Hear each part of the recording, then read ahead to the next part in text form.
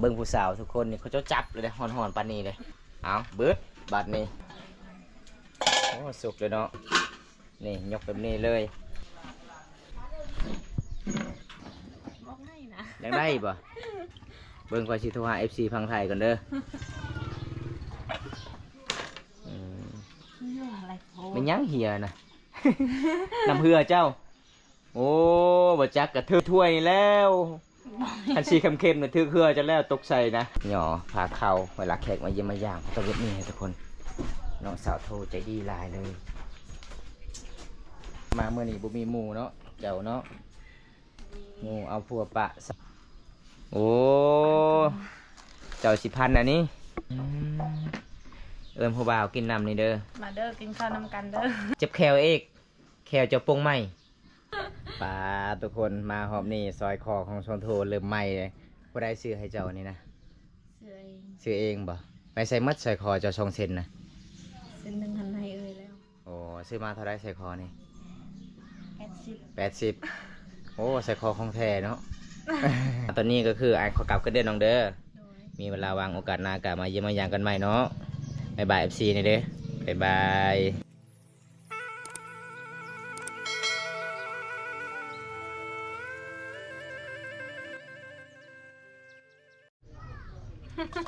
สบายดีสาโทโอ้ยสบายดีป้ามาหอมนี่สบายดีและงามเลยเนาะ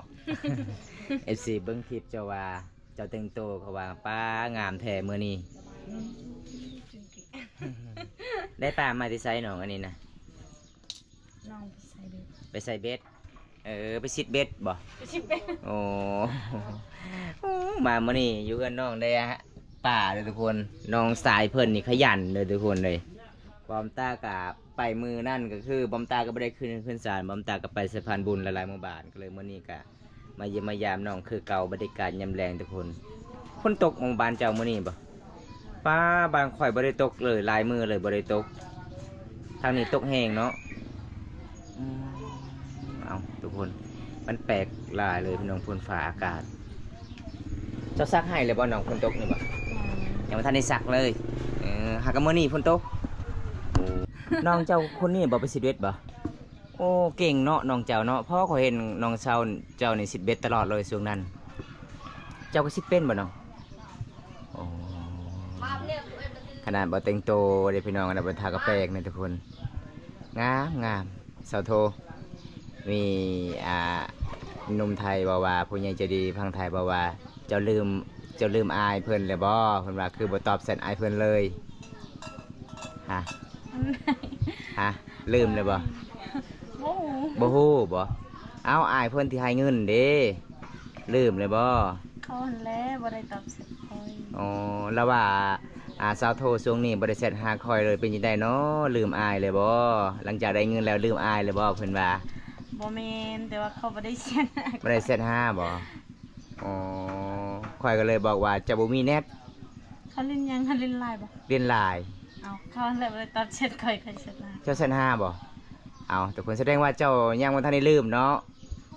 ยังเป็นห่วงเป็นใหญ่คือเก่าเป็นยังไงไอเพิ่นใจดีป่ะทางหล่อทางใจดีเนาะ จักเทื่อละไอเพิ่นมาเยี่ยมมายามเฮาโอ้โหลืมแล้วโอ้อันนี้ก็คือเจ้าลืมเลยอันนี้นะไอเพิ่นมาเยี่ยมมายาม2 เทื่อ 3 เทื่อเลยได้น้องเอ้ยมาก็เทื่อนึง2 เทื่ออยู่ทรงเฮือเด้เทื่อแรกๆ2 เทื่อไอเพิ่นเห็นครั้งแรกก็ใจดีเนาะบอมตาเห็นไอเพิ่นมาเยี่ยมมายามบอมตากะบ่เคยเซ็นหากับมาเลยตะกี้เด้แต่ไอเพิ่นมาหาบอมตาถึงเฮือนถึงศาลไอเพิ่นก็เลยจับมือว่าข่อยเป็น FC เจ้าหรือบอมตาข่อยอยากไปเบิ่งเจ้าฮอดเฮือนฮอดศาลเลยก็เลยไอเพิ่นกลับมาฮอดเฮือนฮอดศาลเลยทุกคนเลยตอนนั้นก็คือหลังจากนั้นก็คือเฮากลับแต่บ้านข่อยก็คือได้เจอเจ้าอยู่บนสูงเฮือเนาะโอ้ใจดีหลายเลยทุกคนไอเพิ่นพี่น้องบอกเลยว่าใจดีสุดๆเลยบอมตาก็ดีใจหลายพี่น้องได้พออายใจดีพี่น้องเลยเพราะว่าอายใจเพราะว่าอายเพิ่นก็เห็นชนบทบ้านเฮากับบ่มีหยังหลายเมื่อนั้นไอเพิ่นมาหาบอมตากินแต่อ้อย บ่มีอาหาร แล้วก็พักโอ้ยพี่น้องเอ้ยเสียดายอีหลีพี่น้องเอ้ยไปเฮือนน้องบ่ได้กินข้าวบ่ได้กินข้าวเลย แม่นบ่แล้วว่าจะกินหน้ำใหม่เจ้าไปห้าบ่หน้ำใหม่ให้เล่านะ บ่มี บ่มีหน้ำใหม่ไอ้เพิ่นนี่ใจดีเลยเพราะว่าไอ้เพิ่นก็ช่วยครอบครัวยากจนละลายคนในหมู่บ้านเฮาละลายชนบททุกคนเลยไอ้เพิ่นก็เป็นห่วงเพิ่นใหญ่บางคนก็ซื้อหลังคาเฮือนบางคนก็ซื้ออีหยังต่างๆพน้องสิ่งของที่ใส่ใดทุกคนเลยสิ่งของที่จำเป็นใส่ในเฮือนในศาลทุกคน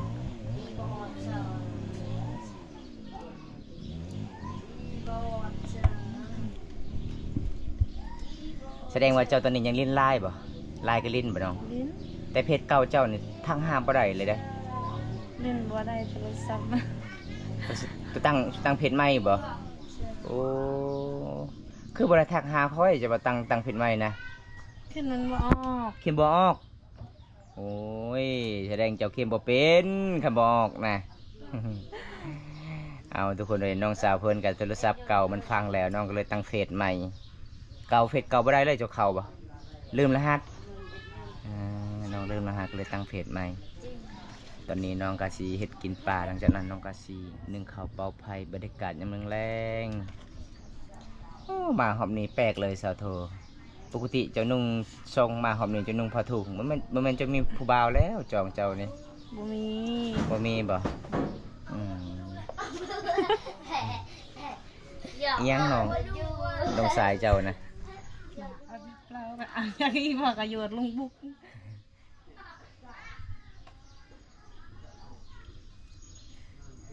ตัวนักกีมาอมดอกกระโปรง ใส่กระโดดยัง แม่เราด่าอมโปรงหนูนะ อ๋อผัดข้าวสิเกียมซักข้าวให้เอาพันข้าวเนาะอ๋อองค์กระโปรงเอาพันข้าวสิซัก เมื่อใดสิลองซักข้าวให้เจ้านะ มื้ออื่น มื้นโอ้หลายคนแล้วเนาะเจ้ามีเงินจาง บ่มี บ่มีบ่ มีทาสองคนกับพี่พอ อ๋อเป็นยังไงเงินไอ้ฮักให้ตอนนั้นหมดแล้วบ่น้อง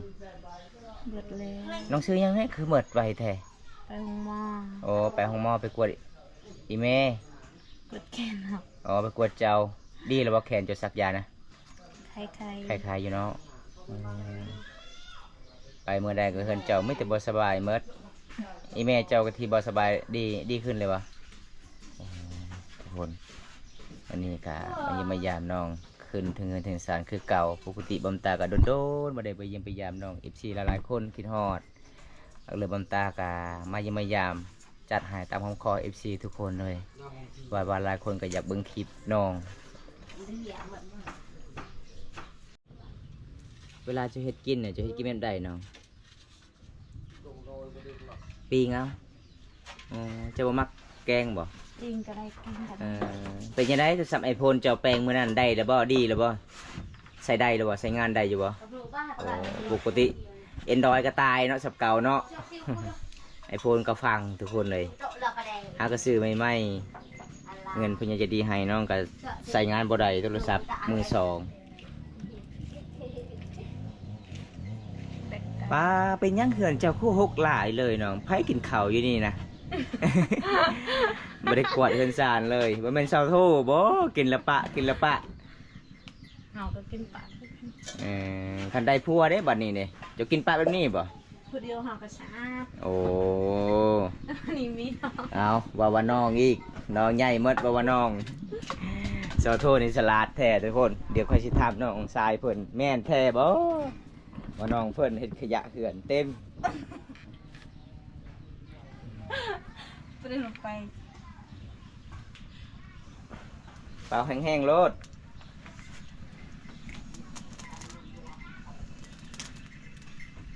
เบื่อนี่ก็เชิญเปล่า เอาความแห้งลมโซโทไม่เรื่องง่ายเลยทุกคนเบิ้งนี่มีแต่สำนีมาลมจับมาโซโท ติกแนงเลย เจ็บแคว ฮอนตะเกียบ เบิ้งคอยเนี่ยเปล่าบัดเดียวนี่ นะ เห็นว่าลุกขนาดเลย นั่นฮอนกระแนงตะเกียบเลยติกแนง แควเจ้าออกใหม่อีกป้าเท่าปันนี้ยังมีแควออกใหม่อีก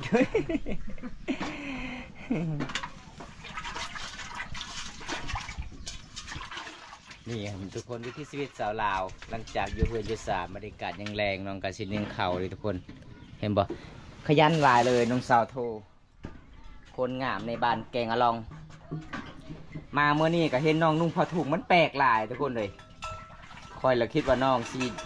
มีแฟนแล้วน้องว่ายังบ่มีกันคอยออกจากเฮือนนี่คอยก็นุ่งทรงคือกันเลย กันอยู่เฮือนนี่คอยนุ่งผ้าถุง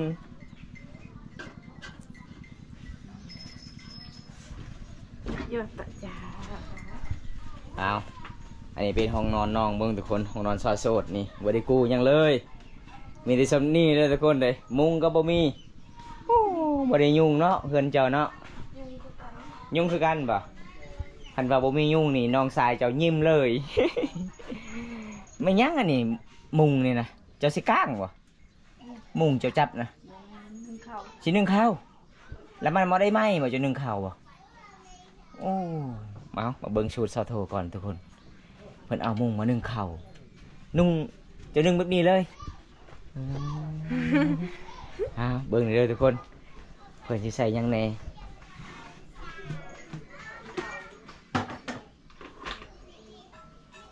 มีที่ซ้ำนี่ไปเบิ่งวิธีชีวิตน้องอัปเดตให้ FC ทุกคนได้รับเห็นนำกันทุกคนที่ชีวิตน้องโซน้องสาวทูคนงามหมู่บ้านแกงอะรองเมืองนองแข่งสวรรณเขตสูตรจะแบบนี้เนาะสูตรแบบง่ายๆเลยทุกคนแบบบ่ได้ตอกหยังถอกอยู่นี่แล้วก็ยกมุงกันแล้วเลยสลัดเลยทุกคนเลย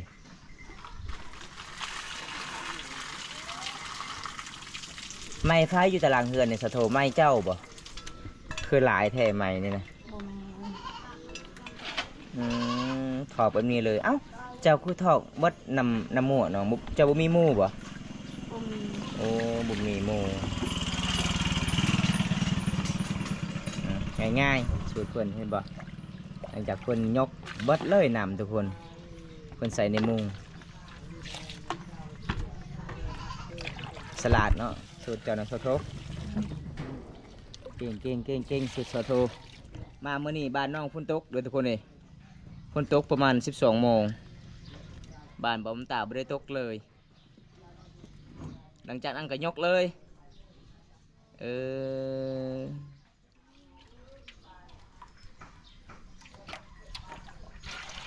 เรียบร้อยเนาะง่ายเนาะบ่มีหวดเนาะใส่ม้วยแบบนี้บ่สูตรแบบนี้ก็คือเจ้าใส่ม้วยหรือว่าใส่ในหม้อเลยในหม้อนี้เลยทุกคนเลย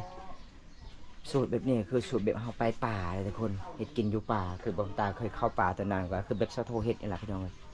แบบบ่มีหัวบ่มีมวยมีตีหม้ออย่างเดียวเลย น้ำได้แท้ เอาตอนนี้น้องก็สิเย็นเขาเลยเมื่อไรบ่เขาเย็นนะ บ่แล้ว มันแล้วเอาน้องก็สิปิดฝาหม้อบ่ได้ปิ้นเลยเนาะสุกแล้วสุกเลยเนาะโอ้ง่ายๆสูตรซอโทกับมันธรรมดาเลยทุกคนสุดยอดเลยเพื่อนน้องบ่ได้ซื้อมวยบ่ได้ซื้อหวดเลยทุกคนซื้อตีหมอนนี่อย่างเดียวนี่ก็แล้วเลยสุกเลยเฮ็ดแบบง่ายๆ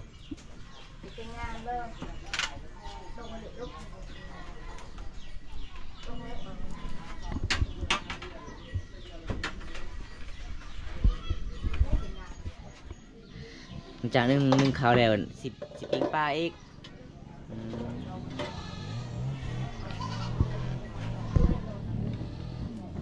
น้องของน้องใส่เยื่อยังเราสิบนี่ ปริมาณ ใส่เดือนบ่ฮะ เนี่ย บงน้ำโอ้ ปริมาณเลยน่ะ บงที่อยู่ในน้ำพุ่นบ่โอ้ทุกคนเลยปลากินเนาะคำมันมือน้องสายเจ้าไปนี่เต็มบ่นี่บ่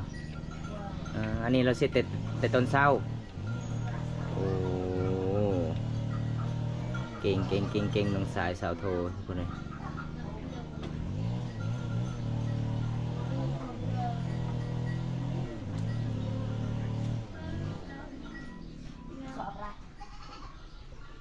ปริมาณเลย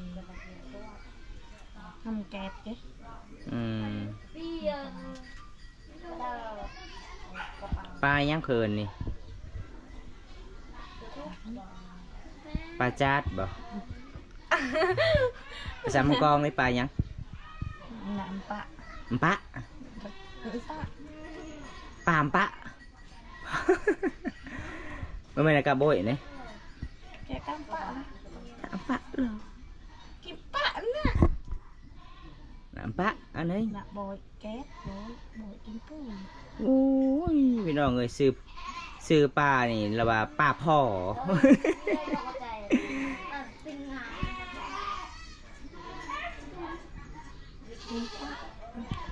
ปามปะเนาะเอาปามปะกับปามปะใช่ บ่ฮู้ชื่อทุกคนเอามาเบิ่งปลาปะเลยทุกคนเลยน้องมื้อนี้นี่มีปลาปะอีกชื่อปลาปะ เคยได้ยินอยู่บ่ทุกคนบนตาว่านี่ปลาจาดเลยทุกคนว่าบ่แม่นปลาจาด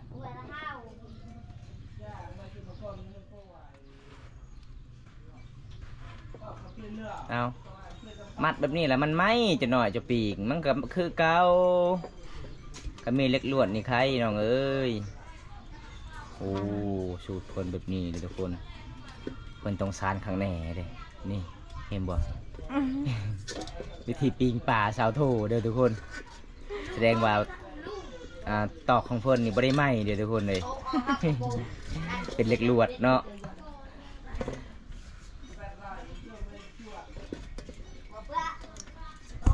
FC ว่าสาวโถนี่งามเปิ้นเบิ่น ทำงานได้แล้วพัว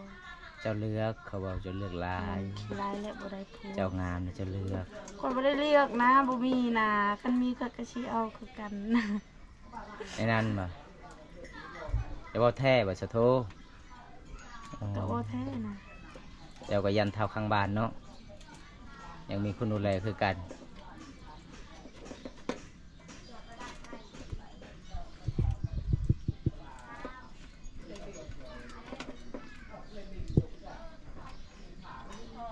ดีแล้วมันบ่ตกแล้ว มันไหม้ก่อนเพื่อสิ ประมาณอย่าไปย่องเจนนะคะ เอ้าสารมดบ่ มันตก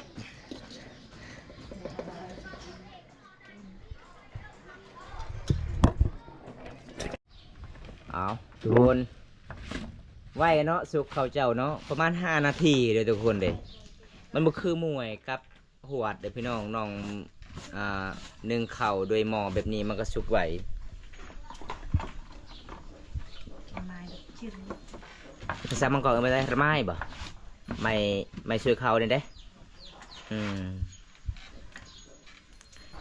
มาหอมนี่กระสอบสาวโทใหม่อีกทุกคนมาสุดก่อนกระสอบหม้อเก่าๆเลย มาเบิ้งผู้สาวทุกคนนี่เขาเจ้าจับเลยหอนๆปานนี้เลย เจนอะไรอยู่ เอาเบิดบัดนี้เจ้าไม่ได้เปิดเบิ้งบ่มันสุกแล้วหรือบ่โอ้สุกเลยเนาะ เอาไป แสดงว่ามุ่งเจ้านี่เจ้าไม่ได้ซักเลยบ่ สักเลย ซักแล้ว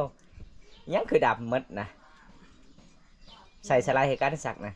ดึงเข้าตลอด เออ คันมุงไหนเลยมากัดในมุง สบายเนาะจนหนึ่งเข่าสุดเจ้าในสบายหลายเลยสะโทยนี่ยกแบบนี้เลย มันก็สุกง่ายอยู่ทุกคนประมาณติบหนึ่งนี่พอดีไม่ได้สวยก็ได้ ใส่แบบนี้นะ ฮอน มันฮ้อนปะใส่ในติบเลย เจ้ามีข้าวหน้าเนาะหอมเนาะ เอาซื้อเอา เสือเอาปะลองเสือเอา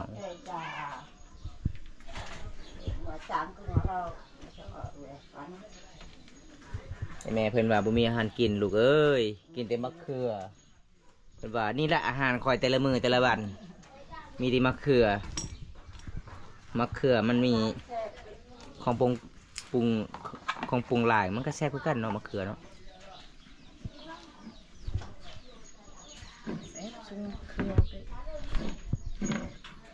อยู่ป่าอยู่ดงนี่กินมะเขือตำมะเขือนี่แซ่บเดี๋ยวสาวโทไปป่าไปดงนี่เลย chứ cho phùng đi. Nhẹ chứ bây giờ cũng chết còn sờ ngọt Ở non cùng được nó đập à. con trai Con nó chạy cái nhẹ mới suốt. mong nhẹ cũng chết Có chạy lợn. con cái đùn ha Có cái hệ trong con phọa. Cả nhiều trên hơn lúc cũng con cứ đến mía ba chơi hơn nằm cũng chết con nhẹ rồi tay thay nhẹ con thay con ngò thì nó đập nhẹ.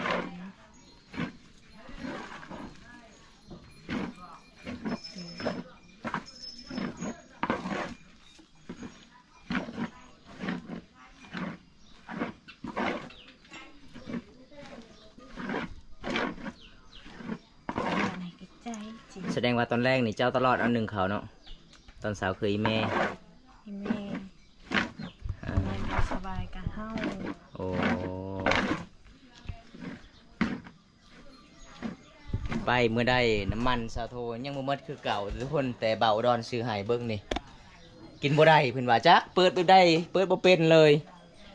ปะอยู่หั่นเลยบ่ได้กินเลย กินบ่เป็นจักเขาทอดแบบใดน้ำมัน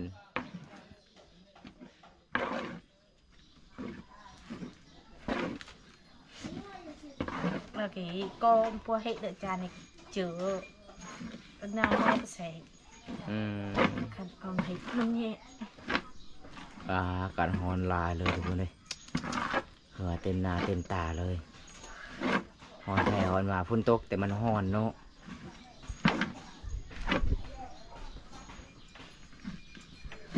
เราไปบัดเดือดเมียจู ไปจะค้นไปเสียยาวันนี้ หาคน หาคนเจ้าจ้างเอาบ่เอาให้งานกัน เอา เออ ไอพ่อไอแม่กับน้องสองคน คน แล้วเลย ยัง มันทันนี่แล้วแสดงว่าเสียแต่ตอนเช้าตอนแรงบ่ได้ออกเนาะตอนแรงก็คือเฮ็ดเวียกเฮ็ดงานอยู่เรือนอยู่ซ่านการบ่เฮ็ดกับบ่มีส่วนหมันสัมพลังเสียยาให้แน่ปลูกข้าวเด้อทุกคนดำรงชีวิตเพื่อเอาตัวรอดไปบ้านเฮาบ่มีหน้าเฮือนน้องมีหน้าอยู่แต่บ่มีรถไถทุกคนเลยบ่มีรถสิไถน้องก็เลยปะหญ้าน้ำเต็มตามให้นาอันเจ้าเอาพวกก็ให้ลูกเคยซื้อให้พ่อรถไถนานะ บ่มีนะ บ่มีบ่มีคนมัก บ่มีลูกเคย บ่มีลูกเคยโอ้เจ้าว่าบ่มีแม่อยากได้ลูกเคยเอาเจ้าว่าบ่มี แม่อยากได้ คันเจ้าอยากได้ลูกคันเจ้าอยากได้แห้งนี่ก็บ่มีบ่ได้อึดดอกผู้ชายนะผู้บ่าวมาหาตอนแรงก็ได้ข่อยสิบอกให้คันเจ้าอยากได้นะ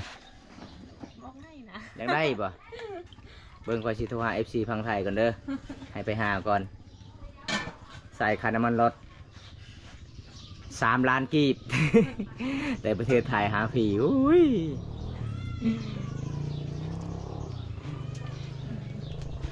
เสาจังก็บ่ได้นอนแล้วนำเจ้าโซโทพอเดียวเจ้าแล้วช่วงนี้สบายเลยเนาะลมผู้บ่าวไปกับผู้บ่าวไปกับผู้ฮู้จักเด้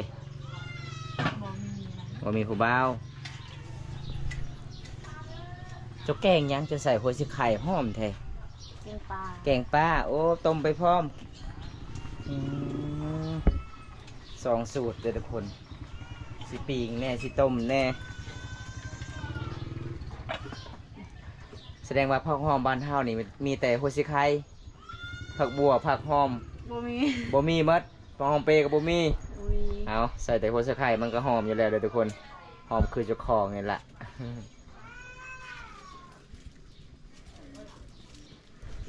การห่อนเลยทุกคนเลยบอมตากระจุนเข่าอยู่ในห้องบ่ได้เลยห่อนแท้ห่อนว่าเลยเรื่องเห็ดกินนี่ซอโทนี่เก่งเลยทุกคนเลยบอติเลยเป็นหวานเกลือบ่อยจางเกลือเอาใส่ลายเซฟลายใส่หมดเลยใส่หมดขวดเลยบ่ได้คือกันบ่เป็นงัวพอดีเลยบ่เออเพื่อนกับบกล้าจับคือกันเลยเพื่อนต้องเอาใบไม้จับถามหมอ บางคนนี่จับเลยโอ้ยมือห่อนเลยทุกคนมื่อนี้กันห่อนแถห่อนว่าเลยพี่น้องเลย พยายามพอเพียนตลอดเพียนตา ตาเย็นเราบอกตา พ่อดำเคียนลงไปอ้าวลอยดำเคียนดำเคียนกูชอบอะไรบันทึกสัญญาณlà từ hôm on Việt nào lên địa là từ hôm có bánh nạ kiên tới nào anh nạ bờ này bảo บอกอันดับ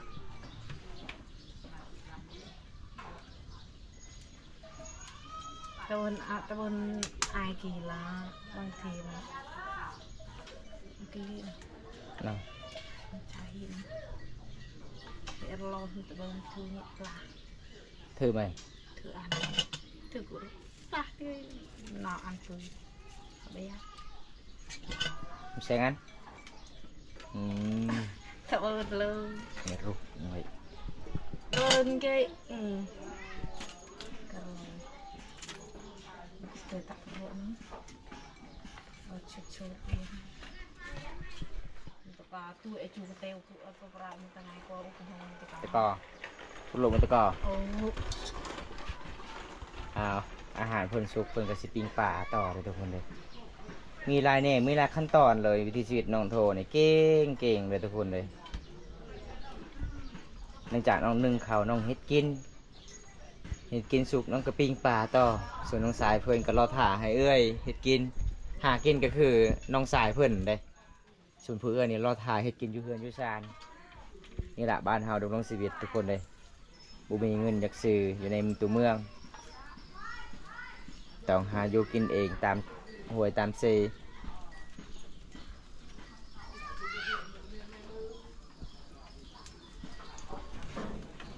mà lú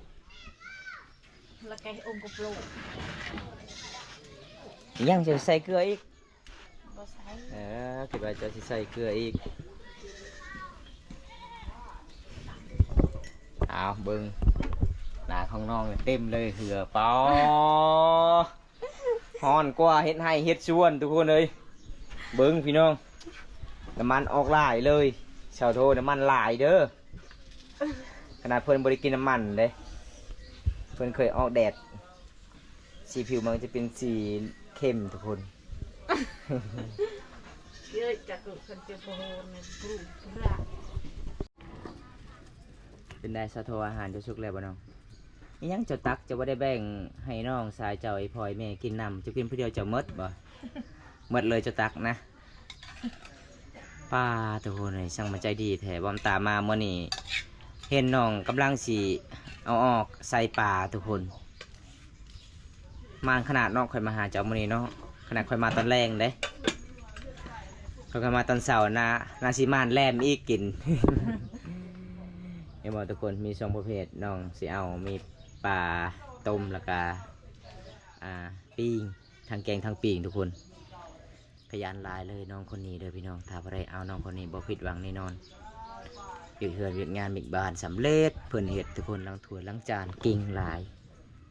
แต่นับเงินบ่เป็นเด้อพี่น้องเอ้ย คัน10 ล้านนี่แล้วเลยเพิ่นว่าจักสินับเลขตัวได้แน่10 ล้านนี่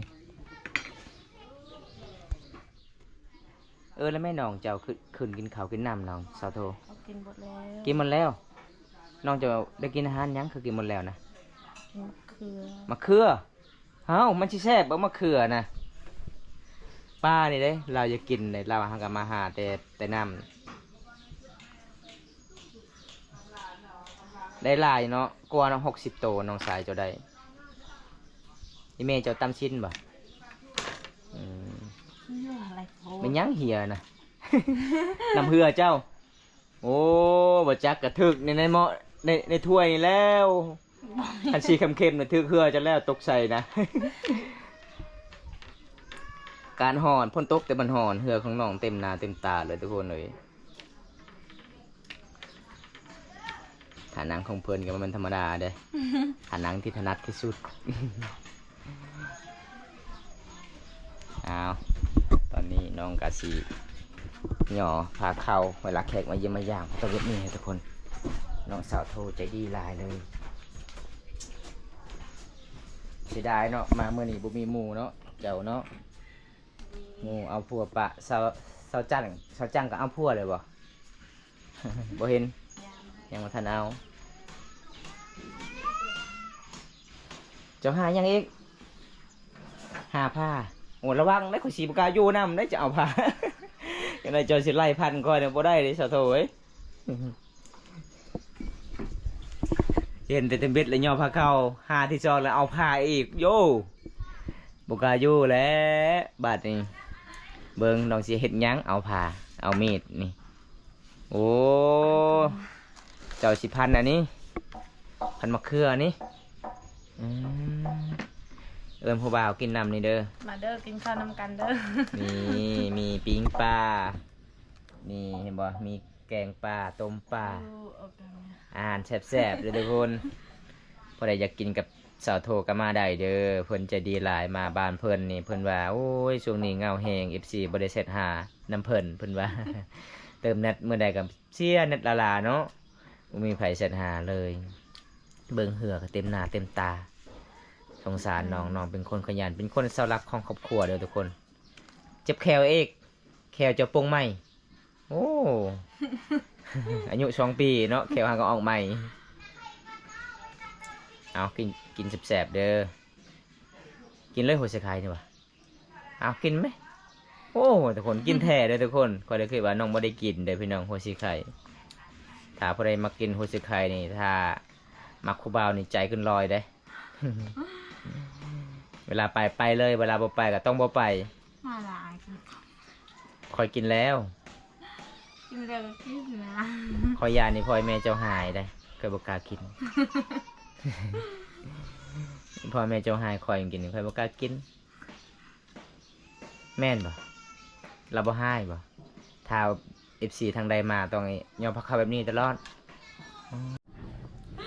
ปลาทุกคนมาหอบนี่ซอยคอของชนโทเริ่มใหม่เลยบ่ได้ซื้อให้เจ้านี่นะ เสือเอง ซื้อเองบ่ไปใส่มัดซอยคอเจ้า2 เซนนะ เส้นหนึ่งหันให้เอ่ยแล้ว โอ้ซื้อมาเท่าไรซอยคอนี่ 80 80โอ้ใส่คอของแท้เนาะ เอาทุกคนวันนี้กับบอมตากับมายิมมายามจัดให้ตามคำคอ FC จากพังไทยบอมตาไปยิมไปยามน้องอยากเบิ่งวิถีชีวิตน้องวันนี้ก็คือการฮ้อนลายเบิ่งเหือเต็มหน้าเต็มตาน้องเลยทุกคนเลยเฮาจุนอยู่บ่ได้อยู่ในเฮือนในศาลน้องกะสิย่อพาข้าวให้กินอีกใจดีหลายเลยพี่น้องสาวโทคนนี้ทุกคนเลยถ้าผู้ใดอยากทักหาน้องก็คือเพจเก่าลิ้นบ่ได้เลยเนาะมีแต่เพจใหม่เลยทุกคนเลยเพจของน้องก็คือโอใหญ่แล้วก็ทีน้อยตัวหัดตัวเห็ดทุกคนประมาณเท่านั้นพี่น้องเขาสามารถทักหาได้พี่น้องเลยถ้าใครอยากทักหาสาวโทตอนนี้ก็คือขอกลับกันเด้อน้องเด้อ โดย มีเวลาวางโอกาสหน้ากะมาเยี่ยมมาอย่างกันใหม่เนาะบ๊ายบาย FC นี่เด้อบ๊ายบาย